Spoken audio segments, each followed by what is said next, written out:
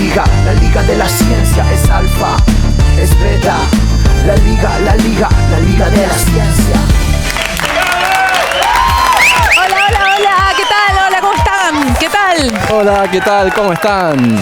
Muy bienvenidos a un nuevo programa de la Liga de la Ciencia, acá en la pantalla de la televisión pública. Hoy tenemos un programa muy especial. Andy, ¿cómo estás? Bien, perfecto. Muy contento, como siempre, de seguir haciendo la Liga de la Ciencia acá en la TV Pública. Me siento un privilegiado porque podemos seguir haciendo el programa. De todas formas, debo decir que tenemos ahora, durante la pandemia, más trabajo, porque si ya estábamos acostumbrados a tener que estar al día con las noticias de los desarrollos científicos del país, hoy en pandemia, con tantos científicos y científicas trabajando, el trabajo es doble o triple. Pero está buenísimo. Pero nos gusta llevar ciencia a todos los rincones del país.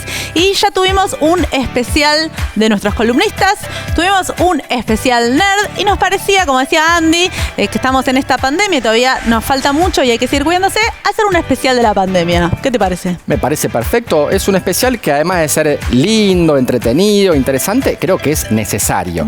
Y la verdad que si hablamos de pandemias, algo que nos interesa a todos es el tema de las vacunas. Y si hablamos de vacunas, qué mejor que charlar con un gran especialista. Ya estuvo acá, nos encantó cómo nos iluminó y nos clarificó todo el panorama de vacunas en septiembre. Vamos a seguir charlando con él ahora nuevamente para que nos actualice sobre la situación. Estoy hablando del virólogo de CONICET, Mario Lozano.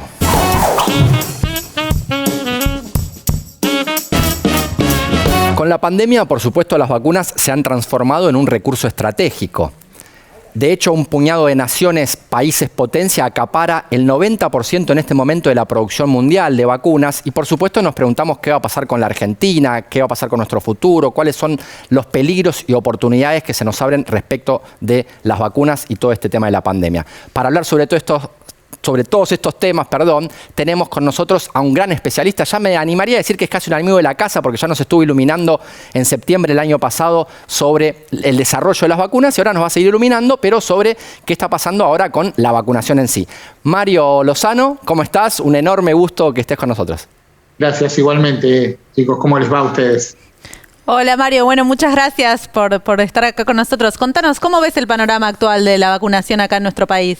Bueno, Argentina todavía no ha alcanzado la máxima velocidad de vacunación. Estamos, como muchos países, teniendo problemas de provisión en estos últimos días de provisión de cantidad de dosis, ¿no? En estos últimos días se ha acelerado un poco esa llegada de vacunas al territorio y esperamos que aumente concomitantemente la velocidad de vacunación. Hemos tenido un pico de vacunación hace unas semanas de alrededor de 180.000 casos en un día. Mantener ese ritmo sería buenísimo, es lo que deberíamos hacer para lograr muy rápidamente la protección de la población de riesgo. Te hago una pregunta para empezar con una buena noticia, si se quiere, que es la de que me acuerdo cuando estuviste acá la última vez, hablamos sobre desarrollo de vacunas y decíamos que, bueno, que no sabemos cuáles van a funcionar y cuáles no. Mencionamos en su momento a Pfizer, a BioNTech, mencionamos la vacuna rusa, las chinas. Y bueno, al parecer hasta ahora las que han sido probadas funcionaron todas, ¿no? Hay 7 aprobadas a nivel mundial. ¿Eso es positivo? ¿Algo te sorprendió? ¿Ves algo nuevo en ese panorama del desarrollo de las vacunas? ¿Cómo lo ves?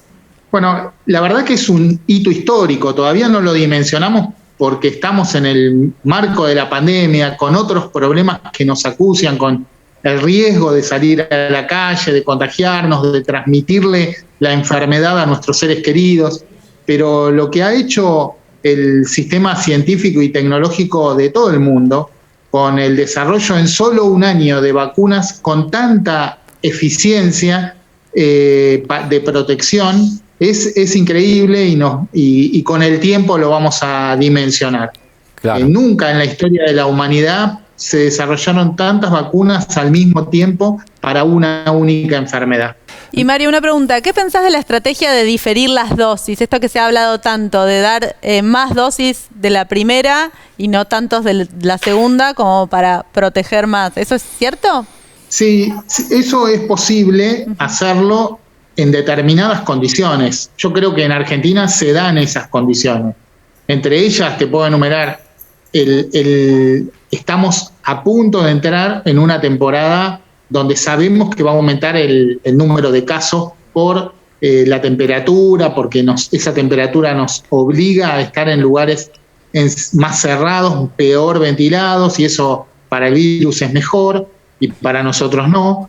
Y en los países limítrofes están circulando variantes mucho más contagiosas que la tradicional. Los sistemas de salud de Brasil, de Paraguay, de Uruguay y de Chile están saturados. En algunos de estos países, como Chile, están saturados a pesar de una gran campaña de vacunación.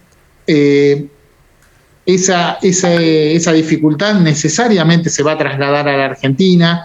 Por otra parte, todos nuestros países estamos en el marco de este nacionalismo de vacunas que los países más poderosos ejercen y evitan de esta manera que lleguen las dosis suficientes, y por lo tanto tenemos baja provisión de vacunas.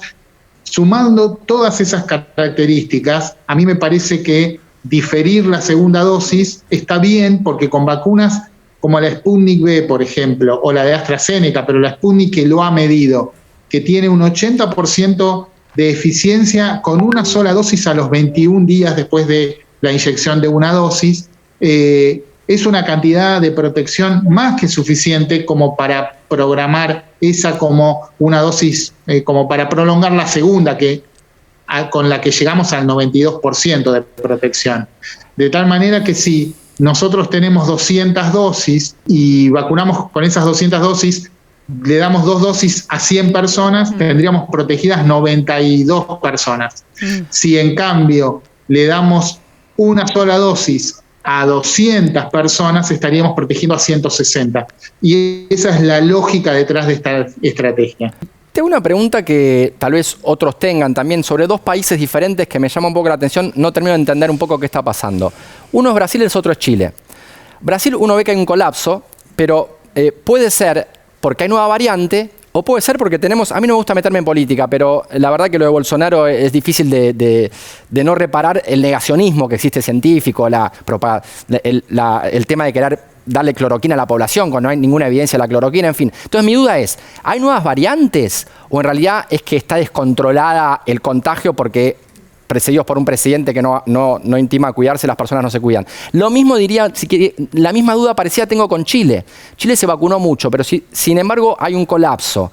¿Eso es porque la vacuna no funciona bien o en realidad es porque la gente se confió y se descontroló? ¿Se entiende? Como que nunca termino de entender si es porque la vacuna no funciona del todo bien o si es porque hay una nueva variante o es porque la gente se confió y se descontroló. ¿Cómo separamos esos diferentes variables? ¿Cómo analizamos estas situaciones?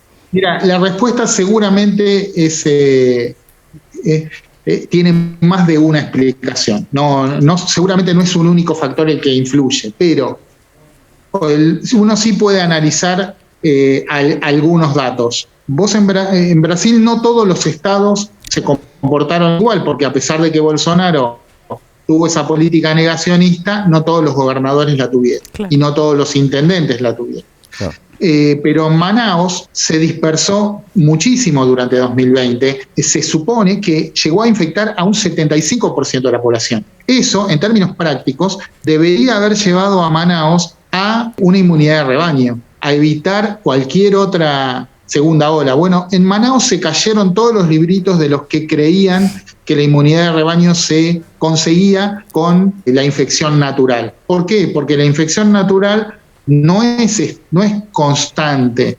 La infección natural a veces se produce con muy pocos virus y a veces con muchos virus, con 10 virus o con 1000 virus. Entonces, las personas que reciben pocos virus necesitan una respuesta inmune leve y por lo tanto su cuerpo responde levemente con una inmunidad de baja duración contra esos virus. Las que se infectan con más virus para sobrevivir necesitan una respuesta más poderosa y seguramente esa respuesta dure más.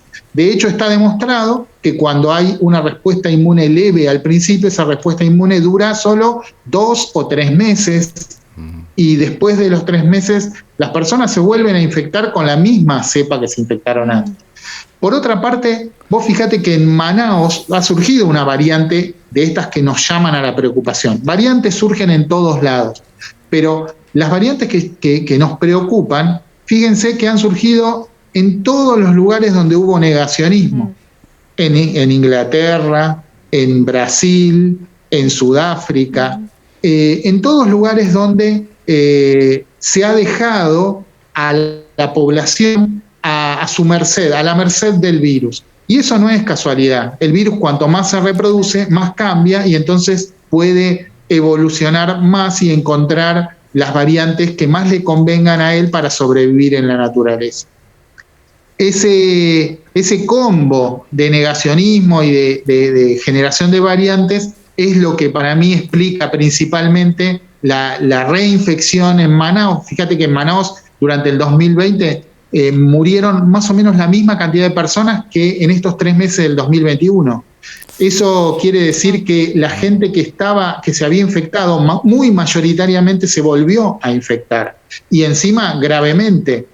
Seguramente la nueva variante intervino muchísimo, la existencia de la nueva variante intervino muchísimo en eso, sumado a que algunos han perdido la inmunidad del primer año. Claro. Por otra parte, en Chile, el problema que está afectando a Chile, por un lado, es la aparición de estas variantes de otros países, como la inglesa o la brasilera de Manaos, pero al mismo tiempo la vacuna que consiguió Chile en esta emergencia es para vacunar masivamente a su población, es la vacuna de la empresa china Sinovac, que no tiene menos datos, que no es tan buena como las otras, digamos. Claro. Por un lado, no ha terminado la fase clínica 3, no es una vacuna aprobada de emergencia muy al límite de esa emergencia, no terminó la fase clínica 3 y tiene solo un 50-52% de efectividad. Y por lo tanto, la mitad de las personas vacunadas siguen siendo susceptibles en este caso, ¿no?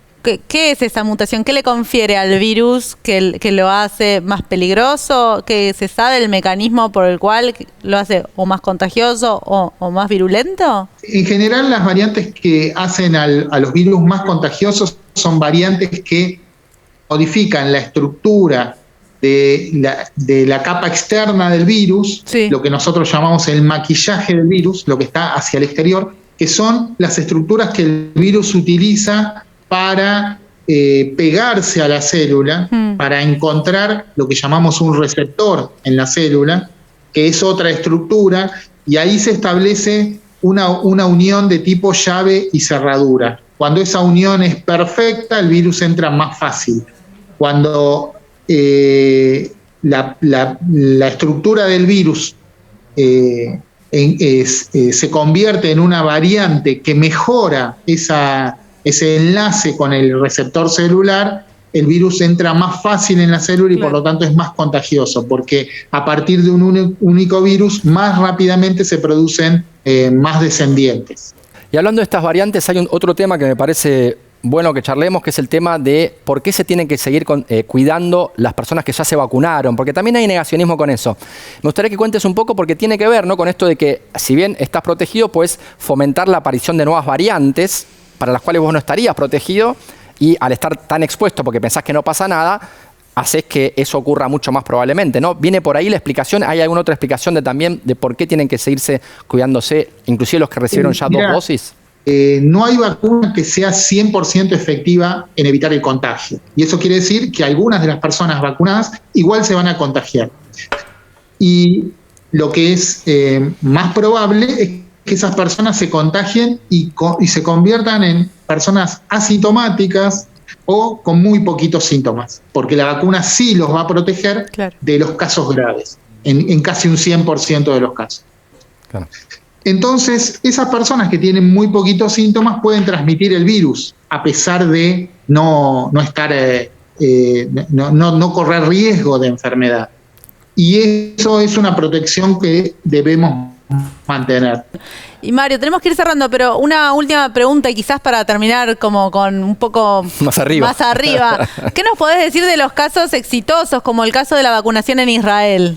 Es interesante que en los países donde la vacunación avanzó, lo primero que sucede es la disminución de la tasa de mortalidad, sobre todo en aquellos grupos donde la vacuna fue aplicada. De hecho, hasta en Chile, con estos problemas que decimos, digamos, yo no critico la decisión del gobierno chileno, me parece que uno tiene que dar la vacuna que consigue.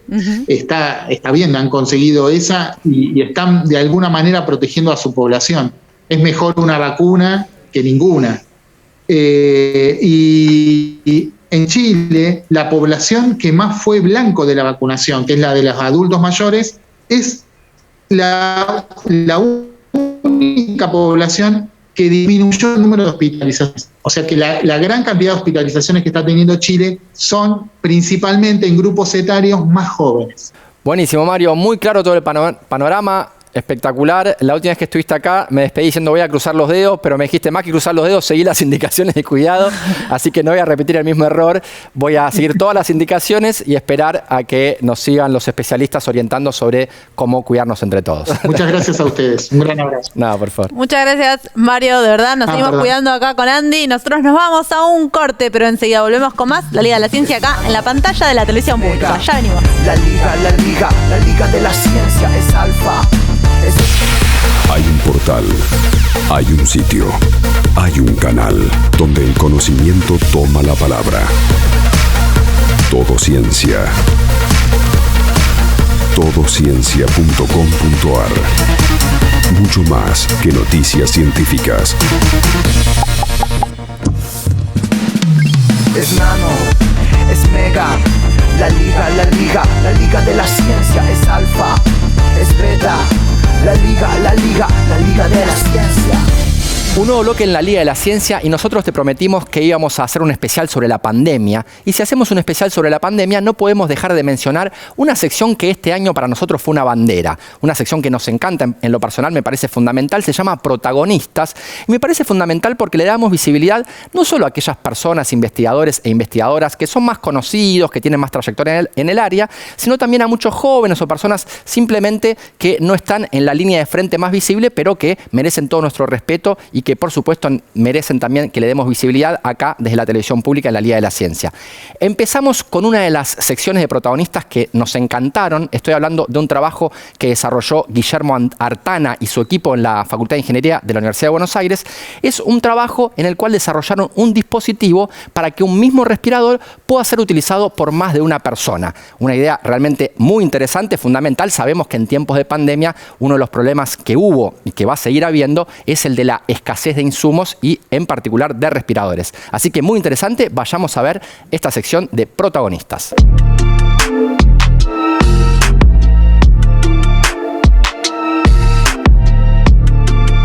Este es un respirador bastante parecido a los que hay en terapia intensiva. Este dispositivo tal cual está, se puede funcionar para una persona, pero también está sobredimensionado y puede funcionar para 2 personas.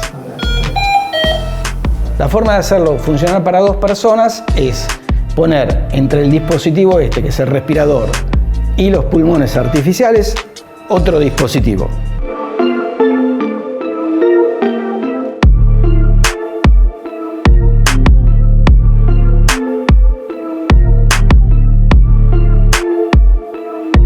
Este dispositivo, la función que tiene es regular cuánto le va a cada uno de los pacientes. Al paciente de la izquierda, nosotros lo representamos con un pulmón, y al paciente de la derecha con otro pulmón.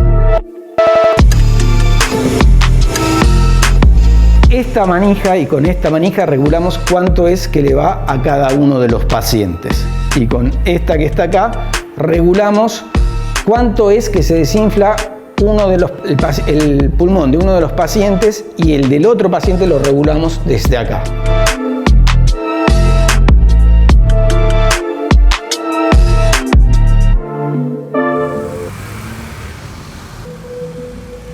Mi nombre es Guillermo Artana, yo soy el director del Laboratorio de Fluidodinámica de la Facultad de Ingeniería de la UBA.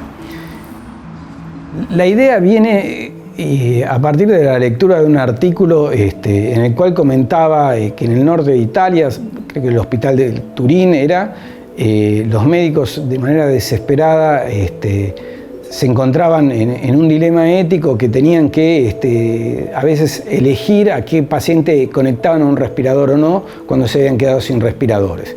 Algunos en esa situación optaron por una solución que ya existía desde hace un tiempo, desde el año 2000, que era conectar con un mismo respirador a 2 pacientes. Eso les traía una serie de inconvenientes, ¿sí? Y algunas críticas por parte de los colegas. Nosotros lo que hicimos fue entonces con este dispositivo setear un juego de parámetros que sirvan para los 2 pacientes o un poco por encima de los 2 pacientes en el respirador y después regular independientemente cada uno de los 2. De modo de que si yo cambio la regulación de uno, el otro no se ve afectado. Siempre que cambie el respirador, afecto a los 2. Pero si yo cambio acá, cambio solamente de cada uno de los 2 pacientes individualmente. Este tipo de dispositivos lo que hace justamente es permitir que pacientes que tengan distintas necesidades puedan igual ser conectadas a un solo respirador. La primera situación gratificante ocurre el 2 de abril. El 2 de abril es una fecha muy sentida para algunos, y esa fue la primera vez que pudimos poner con los pulmones artificiales a funcionar el sistema. Recuerdo que teníamos unas banderitas argentinas, pusimos unas banderitas argentinas y alguna filmación con las banderitas argentinas que se estaban agitando en ese día. Entonces esa fue la primera satisfacción que dijimos, bueno, vamos a poder hacerlo, pensamos que lo podíamos hacer. Y la situación de cuando se hicieron las primeras pruebas en animales fue una situación para mí de estrés, porque todo eso, yo entraba a un quirófano por primera vez, no entendía cosas, se prendían alarmas, pero en todo ese contexto, bueno, el doctor Pablo Otero continuamente nos decía que estaba funcionando todo impecable, de maravillas y mejor que lo esperado. Con lo cual nosotros, ajenos a un medio hospitalario, ajenos a un medio de quirófano, haber participado, haber estado ahí adentro y sentir el entusiasmo que tenía gente especialista en este tema, de cómo estaban dándose las situaciones, nos provocó una satisfacción grande y mucho entusiasmo también.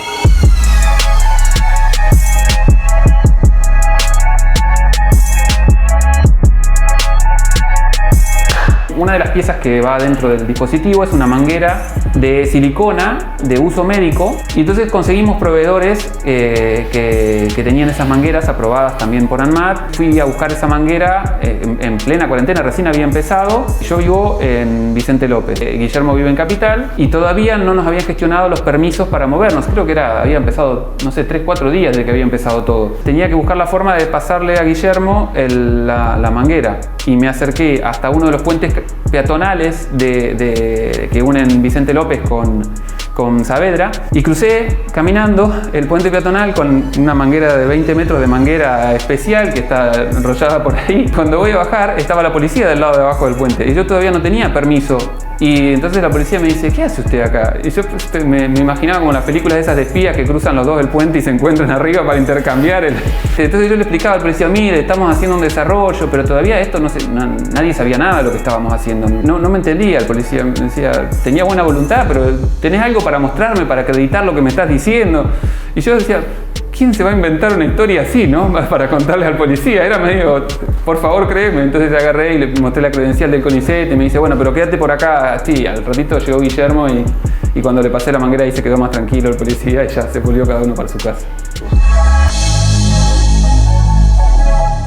Increíble el trabajo que están haciendo. Recordemos que esta idea se les ocurrió al principio de la pandemia, cuando llegaban esas imágenes horrorosas de Europa, donde veíamos la escasez de respiradores, así que fue un trabajo fundamental. Hasta ahora, actualizándolos, se distribuyeron unos 20 respiradores en diversos hospitales: el Hospital de Clínicas, el Lanari, el Muñiz, el Hospital Británico y el Hospital Cuyén de Santa Fe. Además, los resultados están a punto de ser publicados en un par de meses nomás. Ya fue aceptado en la revista científica, ya fue aceptado el artículo en la revista científica PLOS ONE, una de las revistas de mayor prestigio internacional, así que en breve esta investigación va a ser compartida con todos los científicos y las científicas del mundo. Algo importante a señalar es que uno puede decir, se distribuyeron 20, qué poquitos 20. Bueno, pero en realidad es una excelente noticia, se distribuyeron solo 20 porque el sistema no saturó, así que en ese sentido estamos muy contentos de que hayan sido solo 20. Nos vamos ahora a un nuevo episodio de Protagonistas. Estamos hablando de un desarrollo también hecho por científicos y científicas argentinos y argentinas. Se trata del Aerosol Box. Es una caja que ayuda a los médicos que están en mayor riesgo, porque son aquellos médicos que van a intubar a un paciente y en ese proceso, nos cuentan, hay un enorme peligro de contagio porque la cara del médico queda muy cerca de la cara de los pacientes. Así que un proyecto también fundamental. Después los vamos a actualizar sobre qué pasó, pero vayamos a ver este episodio de Protagonistas.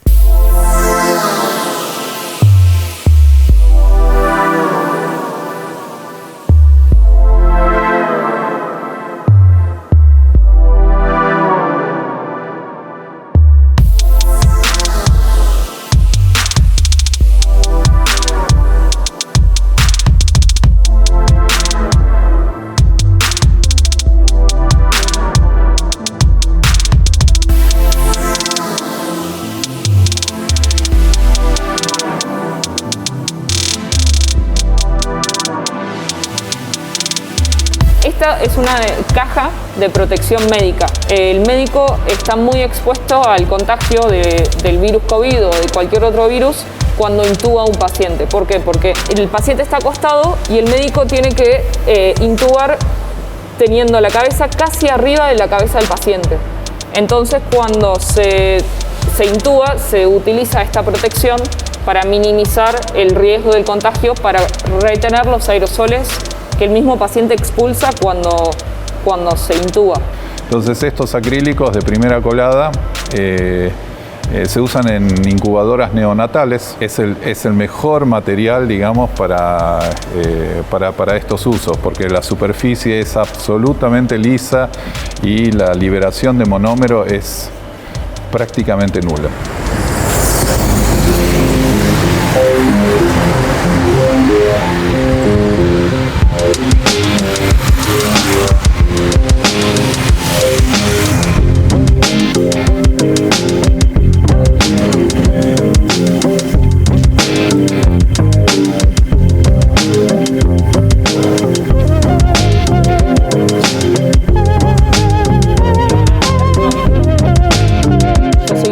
Ferreira, soy diseñadora industrial egresada de la UBA. Junto con otros colegas formamos el equipo Aero, Santiago Bouzat, Victoria Propato, Dominique Becker, Emanuel Manfredi, Sofía Cernada y yo.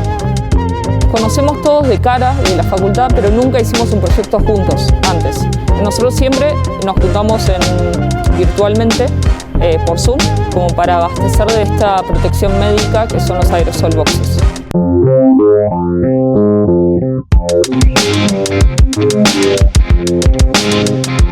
Primero lo que se tuvo que hacer se probó en el Hospital Pirovano. A raíz de videos y de comentarios de los médicos y de videos que vimos nosotros mismos por internet, hicimos ciertas modificaciones y los llevamos a ellos para que los prueben. A raíz de esas pruebas que fueron filmadas, evaluamos ciertos cambios que le hicimos a los modelos. Veníamos fabricando el modelo recto. Sí.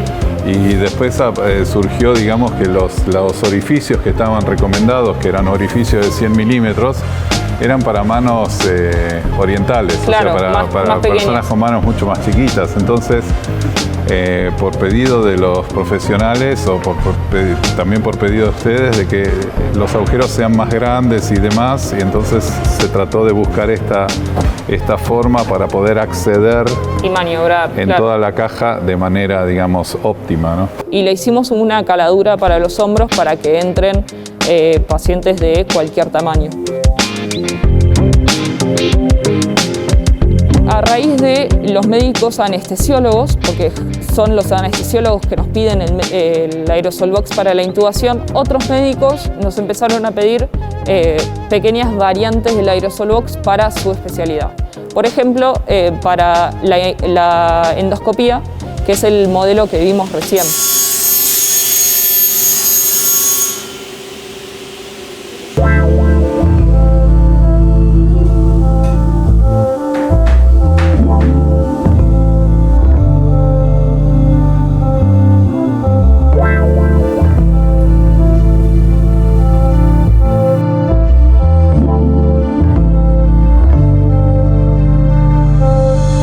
Nosotros somos convertidores de placas de acrílico, o sea, nosotros compramos el acrílico en planchas y después lo convertimos a una infinidad de productos, pero nunca nos tocó hacer algo para la medicina, para hospitales, teniendo en cuenta todos los procesos, hay que limpiar todas las mesas, todo, digamos, tiene que tener otra higiene para que este producto finalmente llegue, digamos, en las correctas condiciones al hospital. Hay que tener en cuenta un montón de cosas que, bueno, con la ayuda de Isabel nosotros fuimos desarrollando para ser proveedores de insumos hospitalarios, ¿no? Los hospitales públicos que necesitan donación y que están en la primera línea de batalla, nosotros fabricamos y se los donamos estos protectores gracias a las donaciones de todas las personas que aportan al proyecto. Y las instituciones privadas que pueden pagar su aerosol box lo pagan al costo. Nosotros no recibimos ningún aporte económico de este proyecto, lo hacemos porque creemos en el rol social del diseño industrial y la manera que el diseñador tiene de conectar distintos rubros tan distintos como es la industria publicitaria, la industria hospitalaria, la logística y distintos entes reguladores para poder llevar este proyecto a cabo.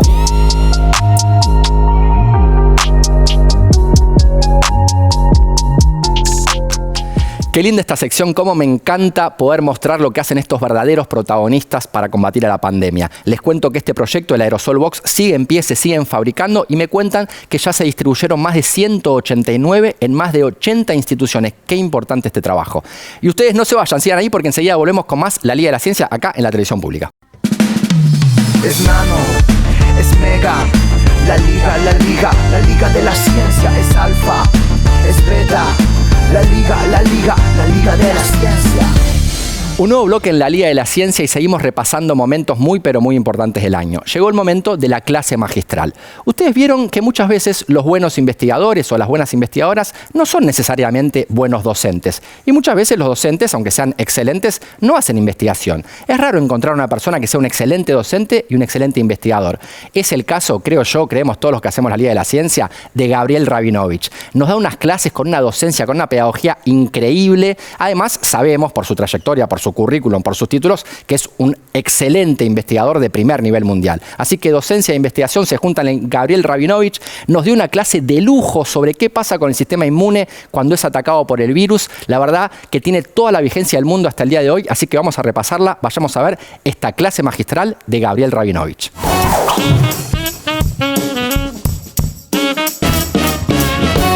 Desde que comenzó la pandemia estuvimos aprendiendo mucho sobre virus y por eso estuvimos charlando con virólogos, también sobre la propagación de las enfermedades, así que estuvimos charlando con epidemiólogos, pero algo que nos estaba faltando era saber qué pasa con el sistema inmune, sobre la inmunología, qué pasa cuando un agente infeccioso entra al cuerpo. Y por suerte estamos con Gabriel Rabinovich, que sabe muchísimo. Nadie mejor que él, creo yo. Sí. Y la verdad es que es un tema complejo, o sea, a mí me interesa muchísimo siempre el cerebro, las neurociencias, pero creo que el sistema inmune es quizás hasta más complejo que la conciencia, no sé, es un tema infinito. A veces nos quedamos charlando de inmunología y no sabemos ni por dónde empezar. Así que iluminanos. Bueno, muchas gracias chicos, muchas gracias por la invitación. Es un placer muy grande siempre estar aquí. Bueno, para poder comenzar a entender qué sucede en el sistema inmunológico frente al SARS-CoV-2, que es el virus que causa el COVID-19, tenemos que comprender primero cómo funciona la inmunidad en aquellos pacientes que les va bien, en el 85% de pacientes que en general de la población que tienen una buena evolución de la enfermedad. Cuando infecta el virus lo primero que hace es un virus ARNA que infecta a través de su interacción, de su asociación con el receptor AC2. Se piensa que hay otros receptores aparte, digamos, del AC2. Esos son receptores de las células que como el virus engancha a esa... Exactamente, en la célula epitelial, en la célula que infecta, hay un receptor que utiliza el virus para hacer ingresar su ácido nucleico e inmediatamente gatilla cuando aparecen los viriones, aprovecha de la célula para poder infectar y producir miles y millones de viriones y se activan los dos brazos fundamentales de la respuesta inmunológica. En primer lugar, el componente principal de la inmunidad innata. La inmunidad innata es la inflamación que hace que luego se active la inmunidad adaptativa. Esta inflamación que se orquesta está mediada por mediadores solubles que están dando vuelta por el organismo, por ejemplo citoquinas, y mediadores celulares como por ejemplo macrófagos, monocitos, neutrófilos. Esta inmunidad es una inmunidad aguda, rápida, que aparece los primeros días después de la infección. Esa inmunidad tiene que ser controlada para no ser exacerbada, para que no se amplifique en el tiempo. También aparece lo que se llama el brazo de inmunidad adaptativa a los pocos días de la infección. Y en este contexto aparecen unas células que se llaman células dendríticas, que son las células presentadoras de antígeno, que van censando por todo el organismo donde está el peligro, y en este caso en el pulmón o en la zona, en el árbol respiratorio donde ingresó el virus. Decís presentadoras de antígeno, es como que estas células son las encargadas de agarrar un pedacito de virus y mostrárselo al resto del sistema inmune y decirle, che, es este. Exactamente. Lo es como que va con el cartel de buscado por todas partes, le dicen, esto es lo que estamos buscando. Esto es lo que estamos buscando. Entonces toman un fragmento de ese virus que ingresó, viajan por los vasos linfáticos a los ganglios linfáticos, por eso tenemos los ganglios linfáticos un poco inflamados luego de la infección, y se lo presentan a linfocitos T. Por eso son las células presentadoras. Se lo presentan al ejército que va a jugar un rol en la defensa de este virus. Una pregunta, ¿pero siempre se llega a esta instancia de disparar el sistema inmune adaptativo o a veces con el innato ya alcanza y el virus ya se le gana al virus y se lo expulsa, digamos, del organismo? Muy buena pregunta, es la pregunta del millón. Muy buena. Okay. Porque en realidad, en muchos casos, el sistema inmune innato que ya está entrenado es suficiente para poder erradicar. Se genera una respuesta inmune adaptativa, pero la mayor cantidad de carga viral puede ser erradicado por una respuesta inmune innata. Okay. En algunos casos es necesario gatillar una respuesta adaptativa, y esta respuesta adaptativa que se ve en la mayoría de los pacientes, solo que la innata quizás jugó un rol importante, en determinados pacientes juega un rol importante o la innata o la adaptativa, se activan esos linfocitos T en los ganglios linfáticos, y estos linfocitos T pueden pasar varias cosas. Una cosa es que esos linfocitos T citotóxicos maten a las células infectadas por el virus, por ejemplo, en el pulmón. Otra posibilidad es que estos linfocitos T también se transformen a linfocitos T de memoria, que vayan recirculando por el organismo y estén atentos ante el reingreso de el virus nuevamente. El concepto de memoria inmunológica es el concepto que dio lugar a la vacunación, porque en la vacunación lo que muestro es o un virus inactivado o atenuado o un fragmento del virus que gatilla esa respuesta inmunológica a futuro, esa memoria inmunológica a futuro. Otra posibilidad también, esos linfocitos T colaboran con otros linfocitos que se llaman linfocitos B, que son los que se van a encargar, cuando se diferencian a plasmocitos, de producir los anticuerpos. Y esos anticuerpos también van a neutralizar el virus. O sea que tenemos acá varias cosas. Un virus, ¿cómo lo podemos neutralizar? ¿Cómo lo podemos eliminar? Por un lado, con la inflamación de la inmunidad innata. Bien. Por el otro lado, con linfocitos T, CD8 citotóxicos, que matan a las células infectadas.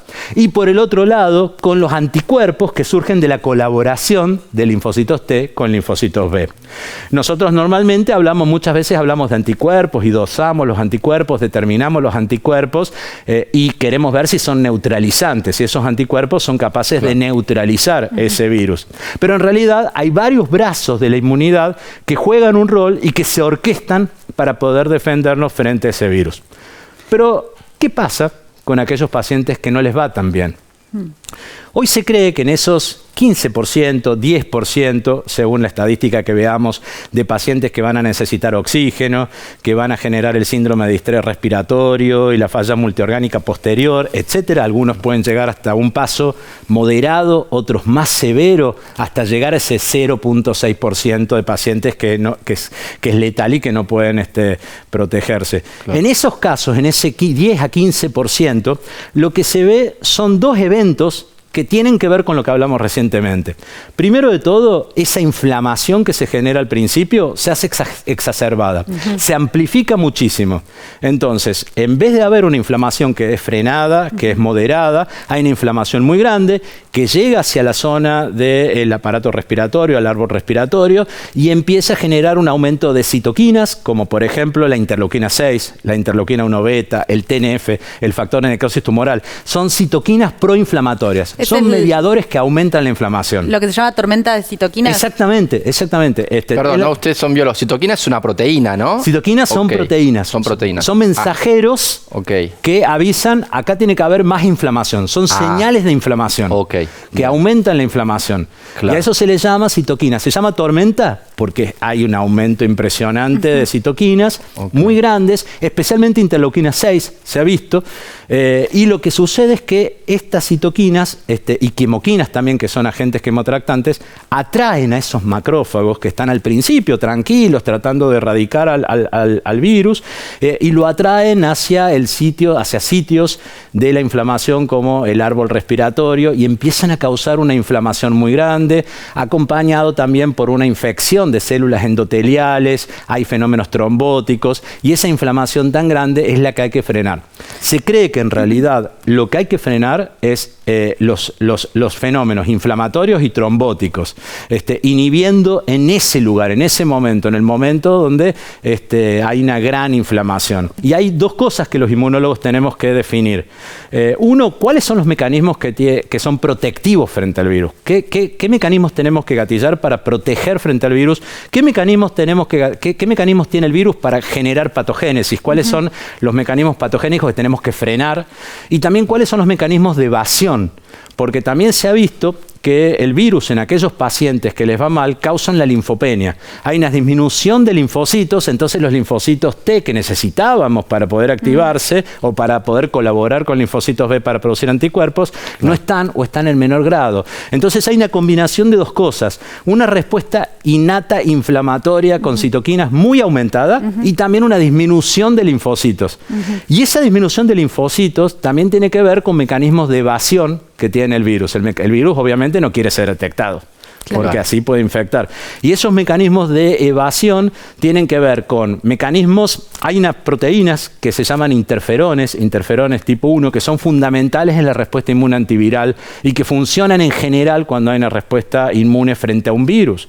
Y que también son como estos mensajeros, ¿no? Son como estos mensajeros, como las mismas citoquinas que causan daño, pero estos protegen al principio de la enfermedad. Y lo que se ha visto es que el virus tiene mecanismos de evasión. ¿Qué significa? Que frena el interferón. Entonces, entra el virus, necesito el interferón, necesito macrófagos, necesito neutrófilos. ¿Qué hace el virus? Inmediatamente frena el interferón. Causa disminución de linfocitos y además una inflamación aumentada. En esos casos hay un mal pronóstico.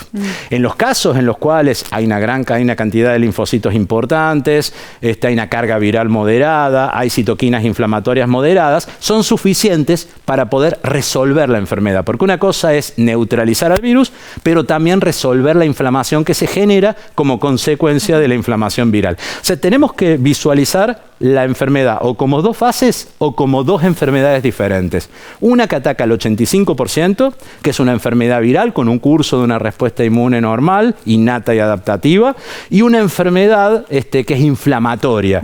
Por lo tanto, la mayoría de las drogas que se están tratando de utilizar hoy en día son drogas que generen homeostasis, que resuelvan esa respuesta inflamatoria exacerbada y a su vez puedan levantar la cantidad de linfocitos.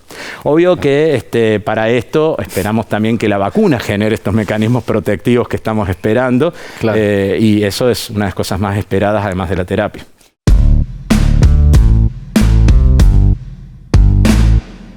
Excelente la clase de Gaby Rabinovich, como les habíamos anticipado, le mandamos un beso enorme desde acá en nombre de toda la producción de la Liga de la Ciencia. Y nos vamos ahora a ver el último episodio de Protagonistas. Se trata ahora del trabajo hecho por María Marta Piscors desde el Hospital de Clínicas. Ella investiga la eficacia de un tratamiento basado en el tanino, que es un extracto de castaña y quebracho. Vayamos a ver, está buenísimo lo que están haciendo, después se los actualizo, les cuento qué novedades tenemos, pero veamos este episodio de Protagonistas.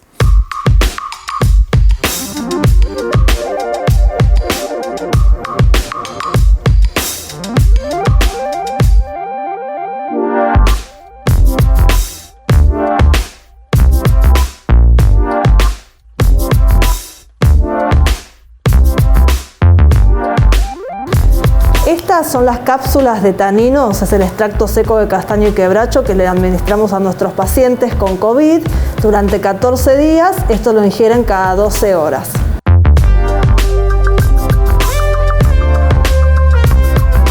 Mi nombre es María Marta Piscors, yo soy médica, neurogastroenteróloga, trabajo en el Hospital de Clínicas en el sector gastroenterología.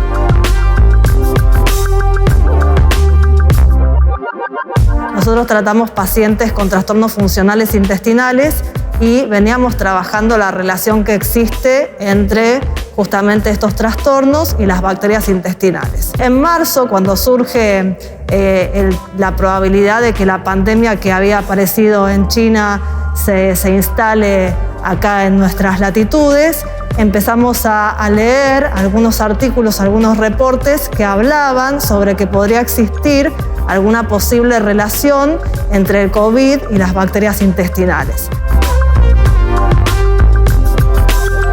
Nosotros veníamos trabajando en este tanino, que es un extracto de castaño y quebracho, que lo veníamos usando en pacientes con síndrome de intestino irritable.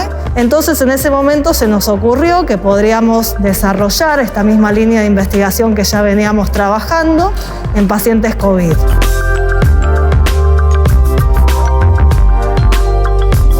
El COVID en realidad tiene, digamos, un mecanismo patogénico que tiene que ver con la acción del virus, pero también un mecanismo que tiene que ver con la inmunidad. Se produce algo que se llama tormenta de citoquinas, que es una liberación muy importante de unas sustancias inflamatorias en la sangre, y se cree que a través de este mecanismo se producen algunas de las manifestaciones severas del COVID. ¿Qué relación tiene esto con las bacterias intestinales? Bueno, las bacterias intestinales no son solo bacterias que viven en el intestino, sino que cumplen un montón de funciones. Entre ellas, modular la inmunidad. Tienen un efecto sobre el sistema inmunológico. Por eso nuestra hipótesis de trabajo es que a través de la mejora o de la modulación de la microbiota intestinal, nosotros podemos fortalecer el sistema inmunológico y lograr que estos pacientes, por un lado, se recuperen más rápido o eventualmente evitar las complicaciones severas. Esa es nuestra hipótesis de trabajo, lo que intentamos demostrar.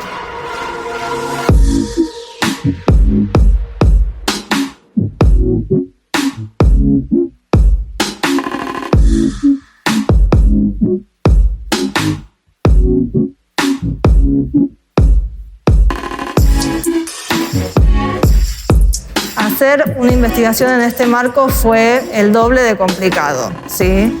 Primero porque, bueno, uno se expone a contraer una enfermedad que además de enfermarnos a nosotros, la podemos transmitir a nuestras familias, así que esto requirió de una organización, una logística y un compromiso de todas las familias de los médicos que participamos en el estudio. Así que estas son las características principales y particulares con respecto a otras investigaciones que hacemos habitualmente.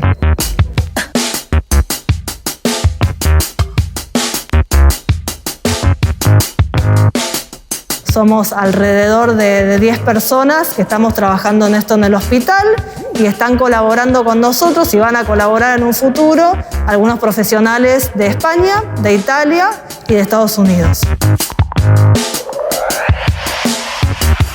Este no es mi equipo de trabajo, yo no trabajo con este equipo normalmente, es un equipo que armamos para esto y realmente, bueno, es con gente que yo ya conocía de hace varios años, pero me han sorprendido en el sentido del nivel de compromiso que han tenido con este proyecto día a día y, bueno, justamente estamos como todos expuestos, porque nosotros vamos personalmente a la sala COVID, estamos,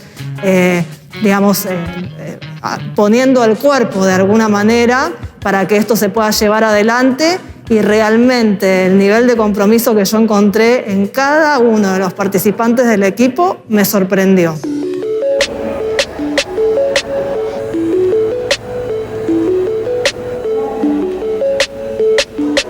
La parte más positiva de todo esto es que hemos trabajado con mucha seriedad y los resultados que obtengamos van a ser válidos desde el punto de vista científico.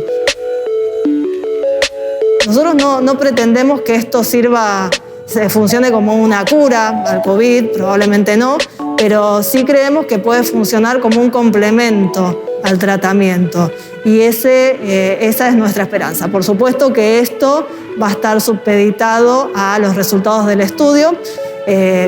Por supuesto que nuestra expectativa es que esto resulte, pero bueno, esto todavía no nos podemos adelantar.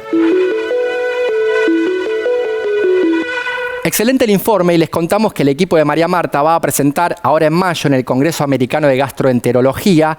Los resultados de esta investigación van a mostrar que el tanino puede efectivamente modular la respuesta de las citoquinas inflamatorias. Sí, que recordemos que como explicaba Gaby Rabinovich en la clase magistral, esta tormenta de citoquinas es la propia respuesta del sistema inmune, pero que podría tornarse peligrosa. Son resultados provisorios, falta tiempo, la idea es usarlo como complemento a los tratamientos estándares para el coronavirus, pero bueno, esperemos y sigamos de cerca estas investigaciones. Andy, me encantó este programa, un montón de protagonistas, un montón de científicos y científicas poniéndole el hombro a la pandemia. La verdad que buenísimo, me encanta y además, como dije al principio, es interesante y necesario que nos sigamos informando. Y un verdadero orgullo. Pero bueno, nos tenemos que ir, Andy. Sí, nos vemos la semana que viene de todas formas acá en la Liga de Ciencia. ¿En dónde? En la pantalla de la televisión pública. Chau, hasta la semana que viene. Nos vemos. Chau. Un protón muy excitado, un neutrón descolocado, un genoma descifrado, un fantasma del pasado, un microbio liberado, un pronóstico acertado, un desastre anunciado, un volcán descontrolado. Es nano, es mega, la liga de la ciencia. Es alfa, es beta, la liga de la ciencia. Yeah, one shot. Hey yo, un protón muy excitado, un neutrón descolocado, un genoma descifrado, un fantasma del pasado, un microbio liberado, un pronóstico acertado, un desastre anunciado, un volcán descontrolado. Es nano, es mega.